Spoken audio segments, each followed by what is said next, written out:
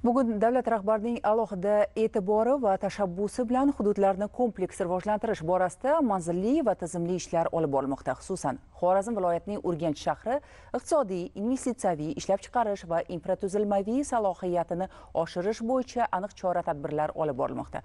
Hozirda hududda xorijiy kapital ishtirokidagi korxonalar soni 67 taga yetgan. Bu ham shahar salohiyatini oshirishda muhim rol o'ynaydi. Navbatdagi lavhada mavzu davom ettiriladi. So'nggi yillarda Urganch shahrida ishbilarmonlik muhitini yaxshilashga katta e'tibor qaratilmoqda. Shaharda sanoat korxonalari soni 661 tani tashkil etadi. Bugungi kunda xorijiy kapital ishtirokidagi korxonalar esa 67 taga yetgan. Dastlabki ma'lumotlarga asosan 2025-yilning yanvar-dekabr oylarida Urganch shahrida faoliyat ko'rsatayotgan sanoat korxonalari tomonidan 4957,9 milliard so'mlik sanoat mahsulotlari ishlab chiqildi va o'tgan yilning mos davriga nisbatan o'sish 10,3% ni tashkil etdi.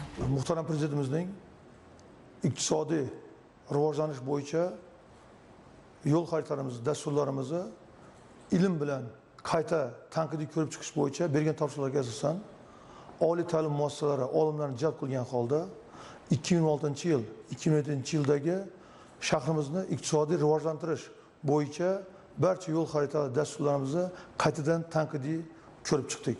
Muhtaram Prezidentimiz tomonidan 2004-yil Urganch aqlli shahar tizimiga asos solindi. Urganch aqlli shahar tizimida 24 ta yangi modul va 383 tadan ortiq tashqi modul integratsiya qilinib, barcha yo'nalishdagi iqtisodiy, ijtimoiy yo'nalishlardagi ko'rsatkichlar raqamlashtirildi. Barcha jarayonlar sun'iy intellekt nazorati ostida amalga oshirilmoqda. Muhtaram Prezidentimiz tomonidan shahrimizni rivojlantirish bo'yicha joriy yilda 2 trilliondan ortiq mablag'lar ajratilgan bo'lib, shahrimizni ichimlik suvi va oqova suv tizimlari, quvurlari to'liq yangilanishi uchun 400 milliarddan ortiq pul mablag'lari ajratildi. Bu aholimizni yanada farovon yashashiga zamin yaratadi. Shahrimizni iqtisodiy rivojlantirish bo'yicha muhtaram Prezidentimiz ajratib bergan mablag'lardan unumli foydalanib, iqtisodiy ko'rsatkichlarimizni yanada rivojlantiramiz. Hamda muhtaram Prezidentimizni Senat yig'ilishida bergan barcha topshiriqlarni so'zsiz bajarilishini ta'minlaymiz. Mamlakatimizda xom ashyoni chuqur qayta ishlab qo'shilgan qiymat yaratishga alohida ahamiyat qaratilmoqda. Xususan zamonaviy korxonalar qurilib, tayyor mahsulotlar ishlab chiqarish kengaymoqda. Mazkur korxonada ishlab chiqarilayotgan tekstil mahsulotlarining 90% bugungi kunda eksportga yo'naltiriladi. Davlatimiz tomonidan to'qimachilik sohasiga berilayotgan imtiyozlardan bizning kompaniya ham keng foydalanib kelmoqda. Jumladan shu ishlab chiqarish jarayonida ishchi xodimlarga berilayotgan ish haqlaridan, daromad solig'i, ijtimoiy soliqdan berilayotgan imtiyozlardan keng foydalanib kelmoqdamiz. Bundan tashqari eksport qilinayotgan mahsulotlardan foyda solig'i, keyin bojxona xarajatlaridan ham imtiyozlar berilgan. Hozirgi kunda korxonamizda 1000 dan ziyod xodimlar xizmat qilib kelmoqda.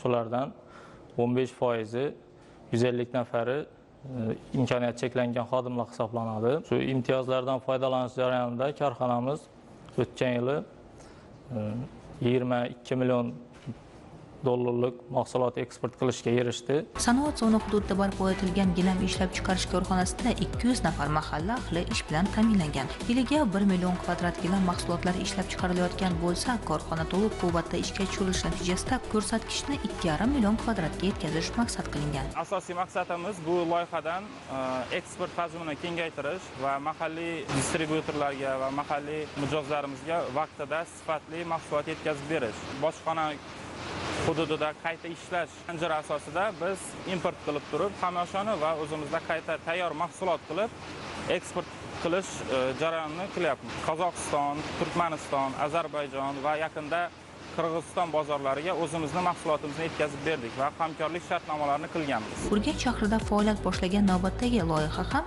viloyat uchun yangilik. Korxonada innovatsion qurilish materiallaridan avtoklav usulida gazoblok ishlab chiqarish loyihasi uchun 16 million dollar mablag' yo'naltirilgan. Korxonamizga ish faoliyatini 2024-yilda qurilish faoliyatini boshlaganmiz. Mana bugun ko'rib turganingizdek zamonaviy qurilish korxonasi, tayyorlash korxonasi barpo qilindi. Mana Xitoy davlatidan Germaniyani tavsiyasi asosida texnikalar jihozlarimiz olib kelindi, o'rnatildi. Mana hozir montaj bo'lgandan keyin sinov tekshiruv jarayonlari boshlangan. Hozir mana 10-12 kunga yakunlanib, asosiy ishlab chiqarish jarayoni boshlanib ketadi. Davlatimiz tomonidan mana shu korxonamizni tashkil qilishda bir qancha qulayliklar, imtiyozlardan foydalandik.